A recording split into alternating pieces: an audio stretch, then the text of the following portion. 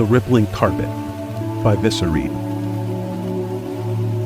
Before I was born, my parents decided to move to the coast and open their own little seaside hotel. The first thing they did when they moved in was to clean all the rooms, so they each took half to speed things up. My mom told me this story when I was little. She was in room number 8 doing some vacuuming when the hotel carpet started, quote-unquote, rippling. When I was little, I didn't think this sounded scary at all, as I just thought that maybe the carpet had got caught on the vacuum or something, and so I never really thought about it again. Fast forward to about a month ago. I remembered this old story and made fun of my mom a bit for thinking it was creepy, when it was obviously explainable. She looked confused and told me I must have not understood when I was little. Apparently, what had actually happened was that the entire carpet had rippled in a constant fluid wave-type motion, and all the furniture and herself had been lifted up and down off the floor for about 10 seconds. She then screamed bloody murder at my dad down the hall and told him they were selling the place before it had even opened. He managed to convince her otherwise, but she never went back in that room. It scares me more now because my mom doesn't believe in the supernatural or anything like that, and she doesn't have any other creepy stories at all. Just this one that she doesn't like to talk about often. The Headless Woman by the Army of Romulus. I worked as a waiter in an old hotel in Scotland that was reputedly haunted. The restaurant and the part with the bedrooms were separate buildings, and all on the ground floor. Remember this for later because it's important. One afternoon, we were expecting 2 elderly sisters to check in for a few nights. Friends of the owner and regular guests, though being a newish member of the staff, I'd not met them yet. Well, one of the other waiters mentioned that they'd arrived, and would I go put a bottle of claret in their room while they were being helped out of the car. No words. I picked a bottle, opened it, got 2 glasses and a tray, and nipped out the back of the restaurant, across the courtyard, past the 2 old ladies getting out of their car and into the main building, turned into the corridor leading to the bedrooms. Now at this point, I knew there was nobody else in the building. No other guests, and only the owner and a couple of waiters were around between lunch and dinner service. I'd also been told the stories about the hotel quote-unquote ghost. Apparently an old woman in gray who'd hanged herself when it was a coaching inn. I was therefore perturbed to see a headless figure in faded Victorian dress shuffling away from me down the corridor in complete silence. Creatures of the Pool by CDC. I worked at a hotel in Florida, a fairly upscale place. One day, after a particularly bad string of thunderstorms, I went to clean the pool. They had an actual pool guy they called from time to time, but only when the pool was really bad. When I first looked at the pool, I brought the manager outside and told him I felt like it was out of my scope. The pool was covered in debris, leaves, plants, mulch, dirt, etc. Wanting to save a buck, he told me he thought I could handle it, so I was like, whatever, guess I'm scooping this thing out with a net all day. So I start scooping, probably had been scooping for an hour or so, when this girl comes to the pool and asks if it's swimmable. I ask her if she really wants to swim in that. She just kind of shrugged and decided to lie down in a sun chair until I finished scooping the pool out. We started making small talk, and finally she said she just wanted to dip her legs in. She looks at me like I'm crazy, but gets out. I point and she looks down and about. 10 to 12 of these giant cockroaches are now gathering near the wall where she was soaking her feet. She freaked out and ran off, and I soon went back to her room and had a nervous breakdown. I went and got the manager, told him to either call the pool guy or do it himself because I was not working with these monsters. He actually opened one of the pool filters and came across about 15 or so more of them in the filter. It was a sight you don't really unsee. The Mysterious Guest by God is a Squid. I work front desk. About an hour after checking a guest in, she came back downstairs asking to be moved.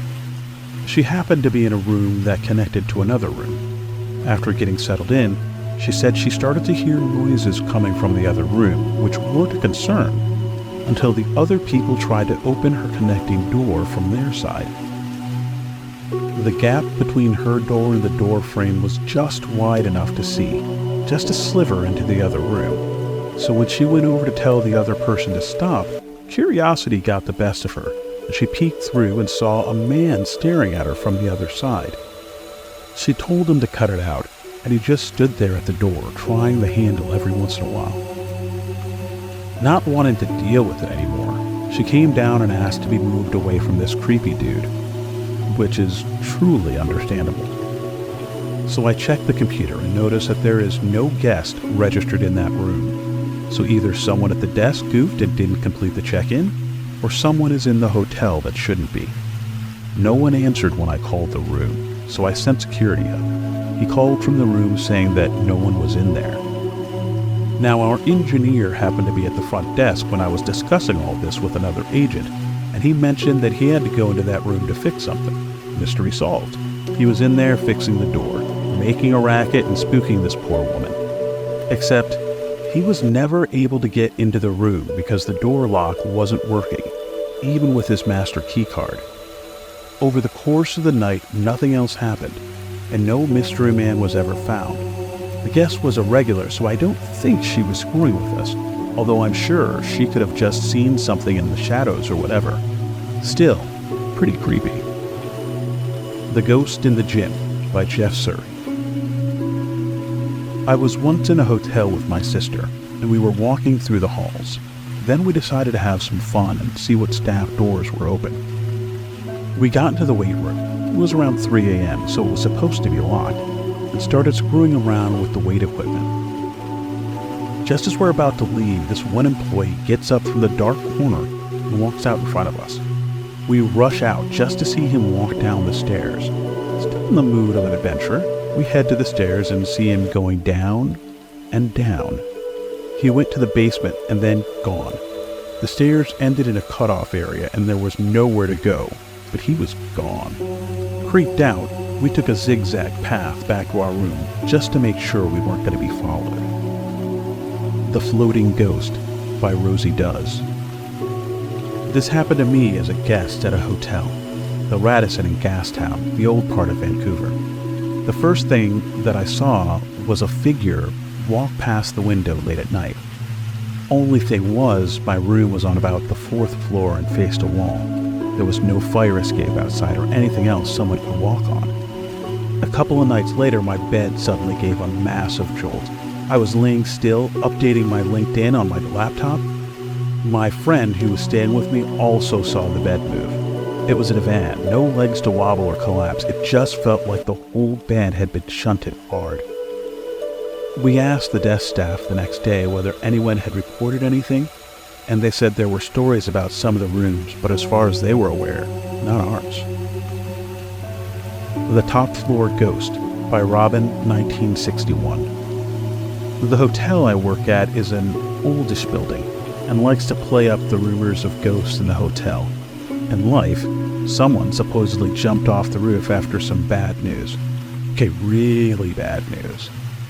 Late at night, I was sent to the top floor conference space to set it up for meetings the following day. I needed to set up a coffee station on the central wall. The large dining room/seminar space was dark. The light panel is a ludicrous assortment of dials, switches, and power levels. It had been expanded and fudged over its 50 years. I hit, toggle them all, no lights. Drop all the levers, spin all the dials, nothing. Pissed off that now I have to search for someone who knows the lights, I slam the panel door, spin on my heel, and walk towards the lit exit.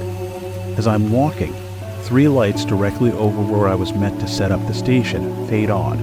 I look around, say, "Thank you, ma'am," and proceed to set up the coffee station. Lady in Red by Mike Oxbig. I worked in a hotel that was supposedly haunted by, quote, the Red Lady, who was an actress. that committed suicide in our building back in the day. My first month on the job, we were short-staffed, so I was delivering guest folios and using the access stairwell. A lady in a red dress and red heels with movie star hair and classic good looks walked into the access stairwell, one flight down from me. Didn't even glance my way, just kept walking down. She didn't acknowledge me at all until she made it down about 3 flights and looked up at me. Her eyes looking dead, she said, "Where are the vending machines?" On again, off again, by backwards and heels. I worked housekeeping in a chain hotel. There was one room at the end of the hall where things would happen while you were working on it, and the same 2 things every time. Sometimes the faucets would start running. Not full blast or anything, but turned on enough to be running steadily. A half turn of the knob, I'd say. I'd be in the other room and suddenly hear water gurgling down the drain. Sometimes I'd be working on the tub and hear it on behind me. Whoever, whatever, would also turn on the TV. Heard, but not seen, by Anonymous. This happened at the Copper Queen Hotel in Bisbee, Arizona. As I unpacked between the 2 beds, I suddenly felt little tiny footsteps in the floor coming from the other side of my parents' bed. I stopped and listened. Then I heard the footsteps coming closer, and I felt them stop directly in front of the gap between the 2 beds where I stood. My heart was racing like crazy, and I was frozen in place. I finally gathered up the nerve to ask whatever it was, "Are you there?" I was embarrassed the moment it came out of my mouth because it may very well have been a kid out in the hallway. I shit you not, guys. I heard a giggle right in front of me. Then it stopped, and the little footsteps ran around to the other side of my bed. It giggled again and disappeared. Just as well, a loo was nearby, by Cannibal 808. I'm working late, just past midnight, when I have to go to the bathroom. As I'm going near, I hear a knocking sound, very fast-paced, like someone rapping with their knuckles, coming from behind me and over my shoulder. I look, and I see the door for the handicap sit-down stall is vibrating, which is what is making the knocking sound. It's moving like if someone had locked it from the inside and was bouncing it off the lock and the outer door stop. I finish up and it's still making that noise. I think that it could possibly be a coworker playing a prank, so I laugh and say, "Very funny," and it immediately stops. So I walk over expecting the door to be locked with a coworker inside. So I knock, and the door swings wide open with no one inside. That rings a bell. By former Redditor. One night, I was working the front desk and received a call from a room complaining that the room above them was stomping around and being noisy. Nobody was checked into that room and nobody was there when I checked it out.